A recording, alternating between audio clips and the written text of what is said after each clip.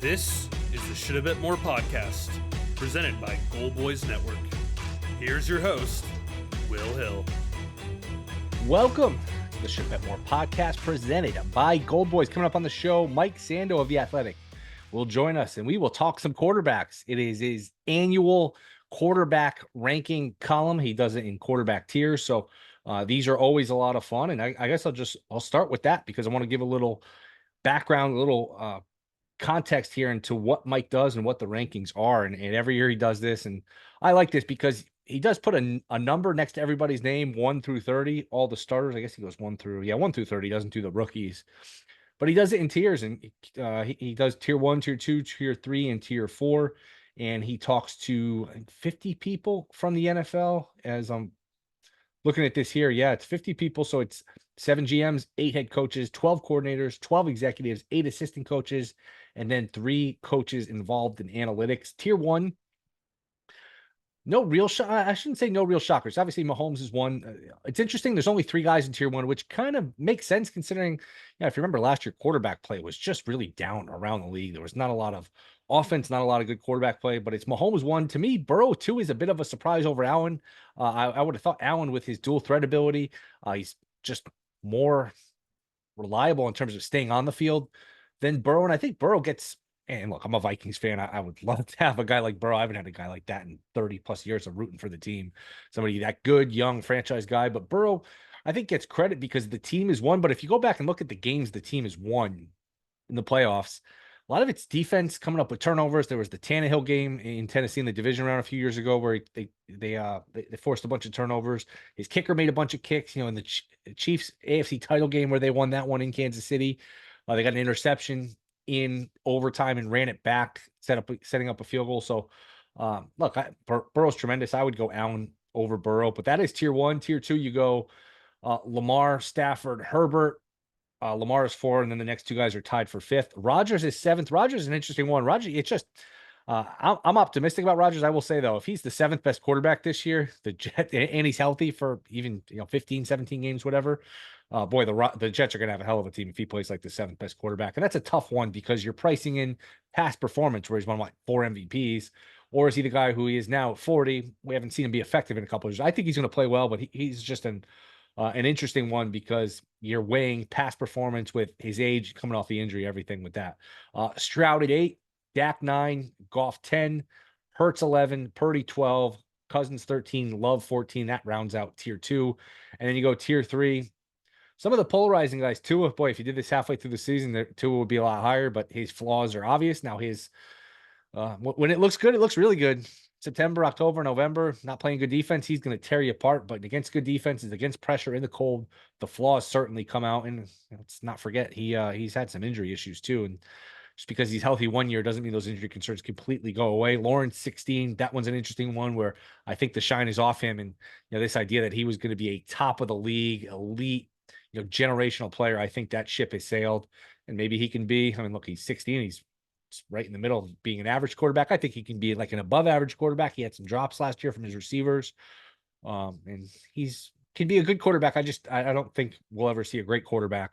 The rest of tier 3, Murray, Watson, Baker Mayfield, Carr, Geno Smith, and Wilson.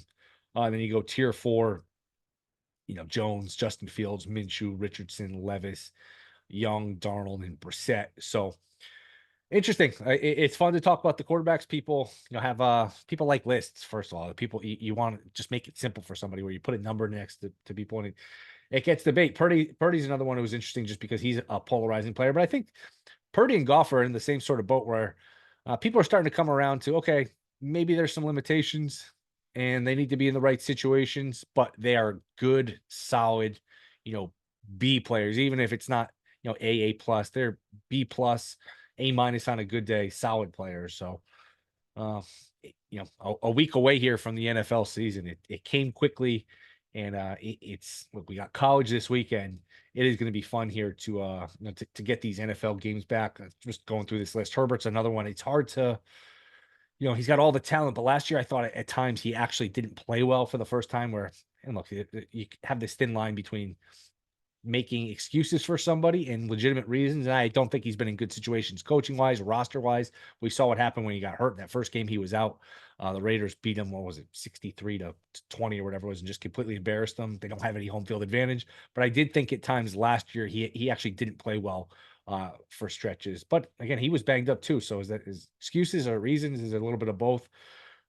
As just going through this. Again, I don't find anything that's just crazy that, wow, I can't believe they voted this guy here or that guy there. Dak Prescott at 9, it's about where you expect.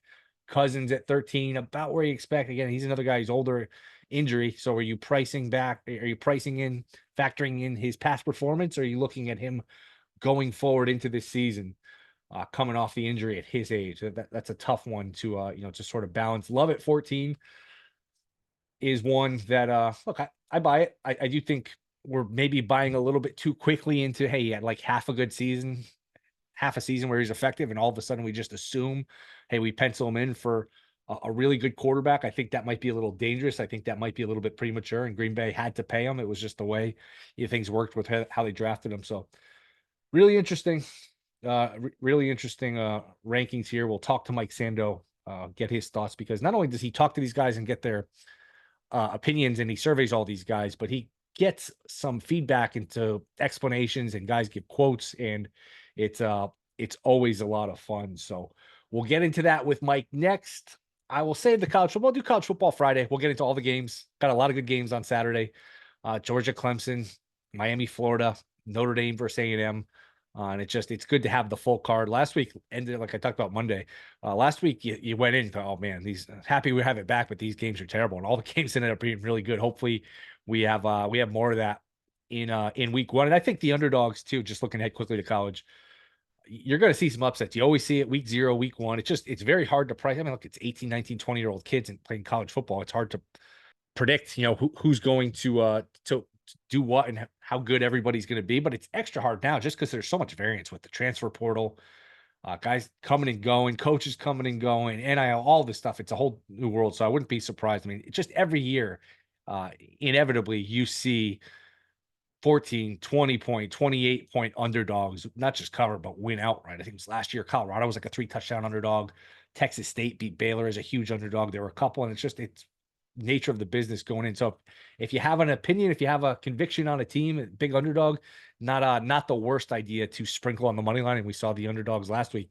Georgia Tech 10-point underdog, cover and win.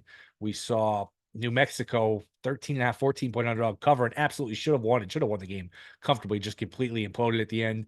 And then SMU was a 28-point favorite to Nevada, and Nevada almost should have won the game, up 11 late, middle fourth quarter, something like that. It was 24-13, like 6-7 minutes left in the game, and SMU wins the game. So if you like a team on the that's getting points, not a bad idea to take some of it with the money line as well. But coming up next, NFL quarterbacks, Mike Sando from The Athletic. That is next. This is a Shoulda Bet More podcast. All right, we are back. Let's talk a little NFL, and there is nobody better to do that with than our next guest. You can catch him at The Athletic. It is Mike Sando. Mike, what's up, man? Thank you for coming on. Good to see you. Good to be here. How are you? Always well. I always love these quarterback tiers, and I'm sure as you've learned, people just like lists. People don't want to think too much. They just want to read numbers and lists. So and people are always interested in the quarterbacks. I guess I'll just start with this. What, if anything, surprised you on this list? Well, there's only 3 quarterbacks in tier 1. That's a low number. I think that stands out. And then if you had told me, 5 years ago that the top 4 quarterbacks in tier 3 would be earning 53, 55, and whatever Kyler Murray and Deshaun Watson are earning, that's a lot. So I think those are some things that stand out about it. Also, I think there's always good discussion around the top of tier 2 with Aaron Rodgers and Justin Herbert falling out of it. Lamar Jackson being right there, moving up, but not all the way into tier 1. And then a couple of young guys in CJ Stroud and Jordan Love who really haven't played a lot, but are right there in tier 2, including Stroud debuting at the 8th overall position between Aaron Rodgers and Dak Prescott, who played a lot more football. It's a pretty good start. So those are some things that jumped out to me.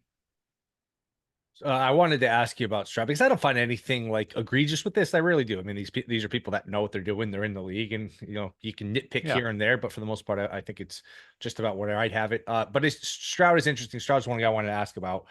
Was there any sentiment? Was there any skepticism? I guess I'll ask it that way because I think the general conception, the general Yeah. feeling is, hey, he's really good. He's really young. He's going to continue to get better.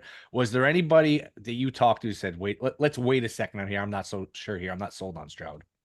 Well, just want to see it more, haven't seen enough. But I don't think there was any red flags. Like there really weren't people saying, hey, I realize he had a good year, but here's a fundamental flaw that I see that's going to prevent him from being a good player. That there was none of that. So I think we feel like the floor is really high for him. And then certainly any quarterback could have a struggling year or an off year, and he may not be as good this year. Maybe he were to fall a little bit in the rankings, but I don't think we're expecting any kind of a plummet. Was there a lot of disparity between or among the older quarterbacks that are coming off injuries? Rodgers, Cousins, do you grade them on a curve? Do you grade them on past performance? Do you give them benefit of the Yeah. doubt? Did you find those guys were sort of hard to put in a bucket?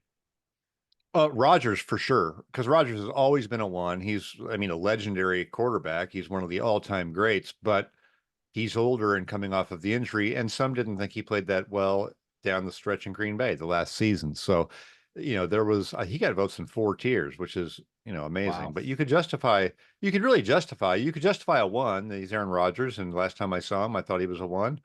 You could justify it too, saying, hey, with the injury and the age, I'm going to knock him down one. And if you're going to go lower than that, you can justify it as, hey, I didn't think he was as good down the stretch in Green Bay.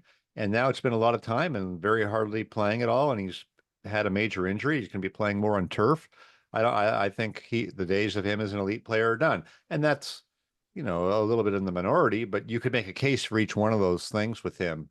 And so I think we're just, I'm eager to just see him in play again and get to have some answers. So am I. I can't wait to watch him. Can't wait to watch them. And I am super optimistic about that team and about him. I thought he played, which didn't get discussed a lot. I think he fractured his thumb week 4, week 5, that final year in Yeah. Green Bay. He hurt his ribs later on, and there's this idea, well, he wasn't playing well because he was washed. Well, he was hurt. They didn't have Adams. The weapons hadn't evolved yet. That being said, even as optimistic as I am, there is still a little seed of doubt. Okay, he's older. Yeah. Does he run as much? We think they've addressed the offensive line, but even that's a question mark. So even as optimistic as I am, I still have my questions.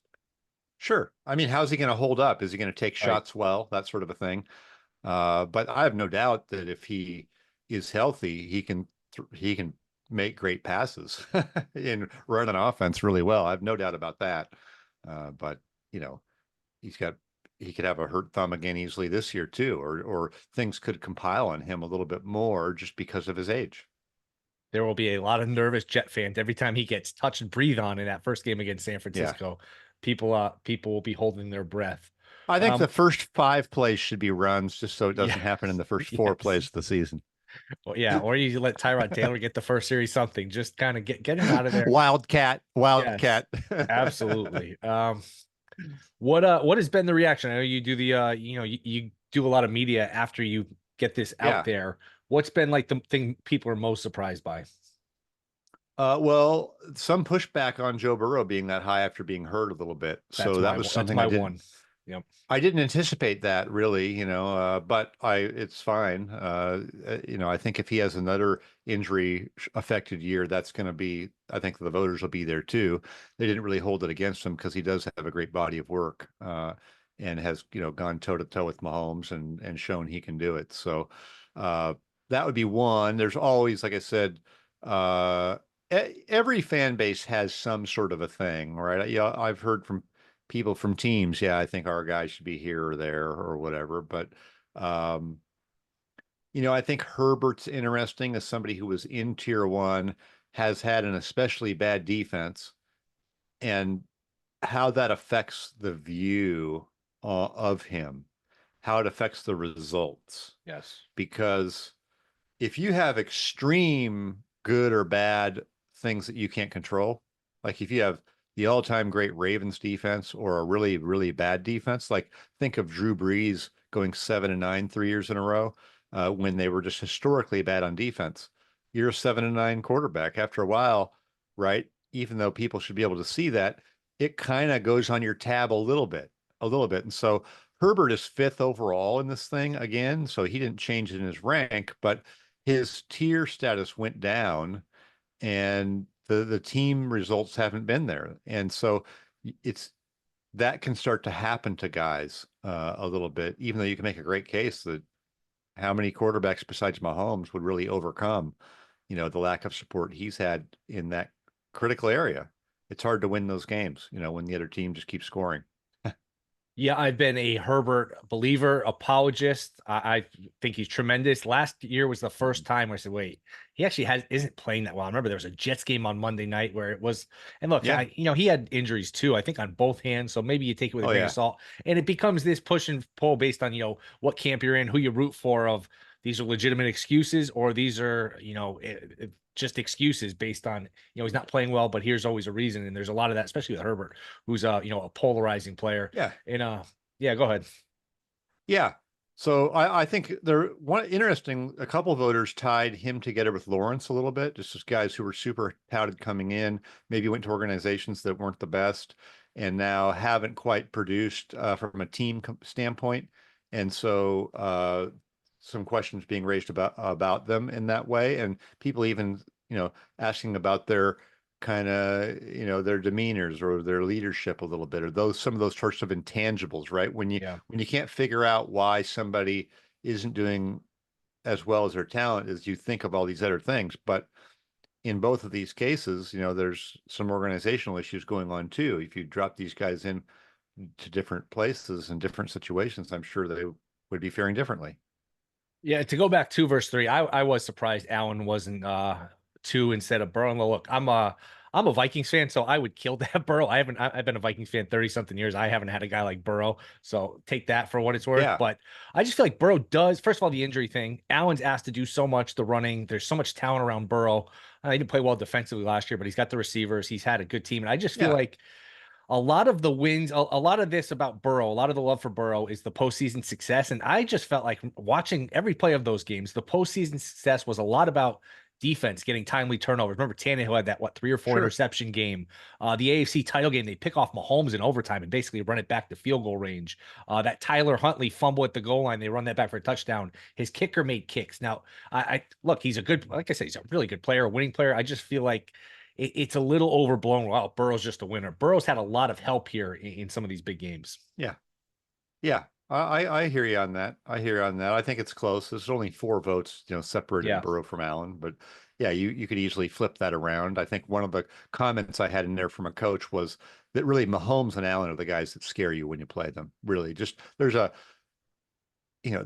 different than the rest. And I think you could put Lamar in that too, because he's his own challenge. He's a unique challenge in the league for people to face. Now the reason he doesn't have more tier 1 votes is because when they've had to pass, absolutely had to, that hasn't really been their forte.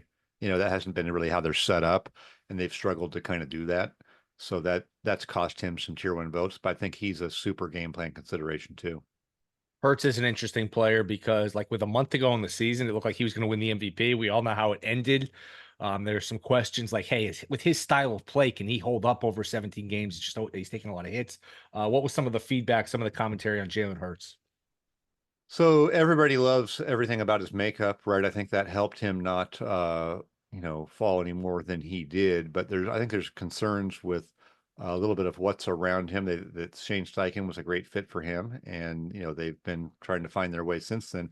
And people like Kellen Moore generally as a coordinator, but have questions about, the fit, that he's a little bit more of a, inclined to pass more when, the run component of their offense has been very helpful to his success. So it's just a pressure cooker situation in Philadelphia, right? Where Nick Sirianni's got a lot of pressure on. You bring in Saquon Barkley, there's mouths to feed, and you lose Jason Kelsey. So it felt like there was a little bit more of a negative vibe around the commentary on Hurts than you would think for somebody. Like I said, their team was 10-1 last year. It ended badly, but there's some questions about kind of where it's going.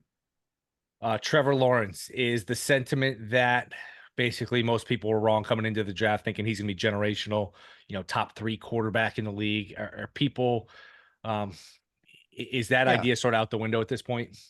Yeah, I feel like people don't think that the super special ceiling is there for him, but that he could still be a good player. But maybe his ceiling, I had multiple people say this, maybe his ceiling is, you know, in the twos and maybe not at the top of the twos.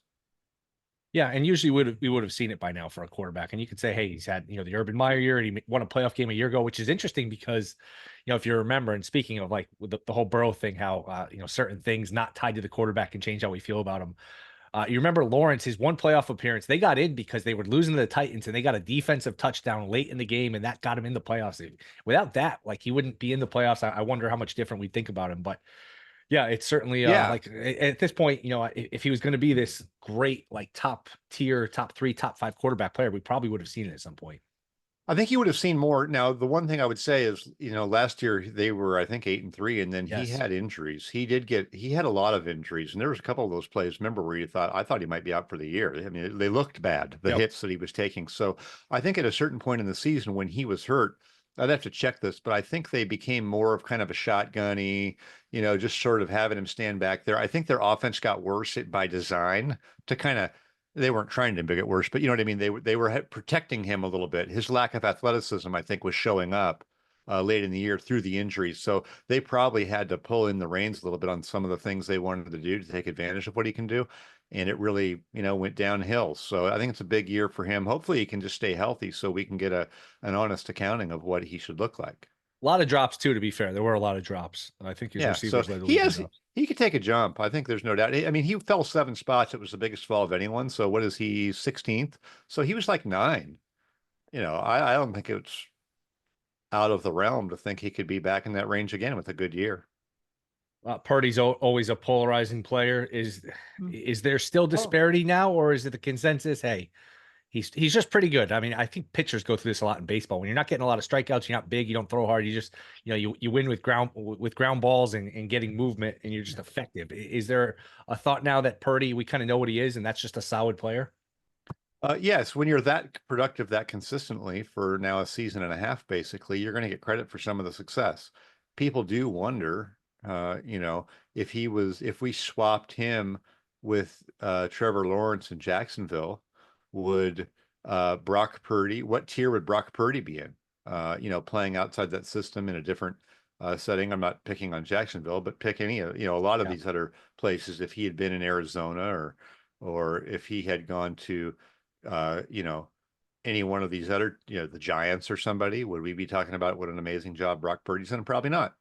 But I think if you do produce, like, what more can he do? What more do you want Brock Purdy to do? He's operating the offense expertly. And unlike maybe Tua, when it breaks down, he's got a chance to make something happen. And sometimes he does. So I'm fine with him being where he's at, kind of in the lower half of tier 2, and we'll see where it goes this year. What was the feedback on Tua? Because boy, it was pretty when it was pretty, but that playoff game sticks out like a sore thumb. I know they had injuries, but my goodness, like, if you're in the AFC, unless you get home field, you're going to have to win games in the cold in Cincy and Kansas City and Baltimore. And it just doesn't seem like he or that team is designed for it. No, I mean, I think everybody can see that he's a super accurate passer when it's set up nice around him, and then when it deteriorates and he has to go off script, that it doesn't just become more difficult, it becomes impossible sometimes. So I would be anxious to see how he does. Just remember, staying healthy used to be a big concern for him, but I think he still has to prove that. So if he stays healthy another year and is generally productive in that offense, he's at the top of tier 3, and that's probably great. Probably about where he belongs. Yeah, he's going to look fine. September, October, November, and they actually have some games. Go ahead. I haven't gotten any negative pushback of, like, I haven't heard a bunch of Dolphin fans saying top of tier 3. What are you talking about? I haven't hardly had any of that discussion. So it's kind of been accepted, it feels like. I have Dolphin friends that would just go to battle for Tua. He's he's maligned. He's unfairly talked about until last year. I think the end of last year, like losing the division, losing the playoff game, I think even the Tua defenders are starting to come around to, okay, that maybe there's a ceiling with this guy. Yeah. So. And they have tough games too. They play late in the season. They play in a lot of cold weather games. Late in the season, they play at Lambeau, like right around Thanksgiving. They play in Buffalo in November. They play at the Browns and at the Jets. So, we are going to see that Yeah. that version of Tua late in the season. And some of these teams, when you reach a certain level of success, there's almost nothing you can do until the playoffs, right? Right. Like if you're Dak Prescott, you're Lamar Jackson, now you're Tua. Some of these guys have had good success, but haven't gotten over the hump in the playoffs. And so it's almost like the whole season comes down to now it's a referendum in one or two games. You have Right, one which or two isn't fair. games against really good teams. It's not fair, but it's the only way it's fair is over a number of years. Like for Dak Prescott for 10 years, that's kind of fair. Yes. You know, Yeah, I think it's well uh, put. it's still Lamar's only 5 or 6 seasons into this thing. So it's there's enough, but it's not definitive. And then for Tua, it's a little bit earlier in that. Last couple before we get you out of here. I'm so down on the Steelers. I think they got a little too cute with this quarterback situation, thinking we could win with everybody. Wilson, Fields, what's just your general thought on the Steelers and those two guys? Yeah, well, I think they've shown us they can be winning 9 or 10 games every year, even with some real volatility on the offensive side. So I think they can do that with Russell Wilson. I think they can have a package for Justin Fields. I even think that if Fields started, they may be able, through Arthur Smith, to put something together. But what's the ceiling? What's the end game, Yeah. right? I mean, let's just say Russell Wilson, who's lost his dynamic ability to be special, but maybe he could run an offense efficiently, possibly. Okay, now you're in the playoffs. How far does that get you? To me, it just gets you sort of more of the same. Yeah, and you're going to be in the playoffs, probably lower end of the play if you make it, which I don't think they will. I think this is actually the year with their schedule. I think this is the year where they don't make it. But even if you did, you're facing Mahomes or Allen or Lamar or Burrow, and it's just you're going to lose in the first round. And look, they went 5-1 in the division last year. They swept the Bengals. They swept the Ravens. They played Tyler Huntley. They played Browning twice. And they played Dorian Thompson Robinson. So things broke their way last year for sure. That's funny. Yeah. Yep. Last one. Any sleeper team, forget quarterbacks for a second. Any team that you just think is better than most people think, that you think is not as good as people think, as we get ready here for a season that's about to start? Oh, that's a great question. And sometimes I'm just going to pull up the standings. I'm so focused on the quarterbacks that I almost have to look and see here at what I'm looking at. So I would say as I scroll through, God, these teams I think there's two teams that were fourth place last year that had Joe Burrow and Justin Herbert. So you look at those as potential wild card teams. Not wild card in the playoffs, but teams that could really ascend. Yeah, beyond that, I don't think there's some team just absolutely hiding. Arizona maybe doesn't get Arizona could maybe be competent team and probably has a low win total and probably doesn't have a lot of expectations. I think they were a tougher team to play last year than maybe expected, even though their win total, they probably didn't even get their win total. They only had won 4 games. Like they wouldn't surprise me with Kyler Murray back if they, got to 8 or 9 wins. They did not. I can report they did not get their win total because I had it under, and boy, they drove me crazy. And they were up, I think, 10 on Seattle late, blew the game, missed 2 kicks, including one at the buzzer that would have put them over. So yeah, what's their win total right now? I had it on one of these screens. Depends where you shop. 6.5, but closer to like 7. So you have to you have to risk a lot if you want to go over 6.5. So right around 7. So people expect them to be like a 7-10 team, which I think they're still bad defensively, but they're gonna be able to score. And that's kind of where I was thinking maybe they get to 7. I think I said they could even get to 8 or 9, but maybe 7 or 8. I mean, that wouldn't shock me because you have a talented quarterback coming back who, if used correctly, you could probably do some things. Absolutely. Mike, appreciate it, man. Let everyone know where they can find you. Absolutely, at theathletic.com and then also on X at Sando NFL. Thank you. Appreciate the time. Hopefully we'll catch up here as the season gets going. I appreciate it. Thank you. All right, that will do it. Thank you to Mike Sando. We will be back Friday. Rate, review, subscribe. See you Friday.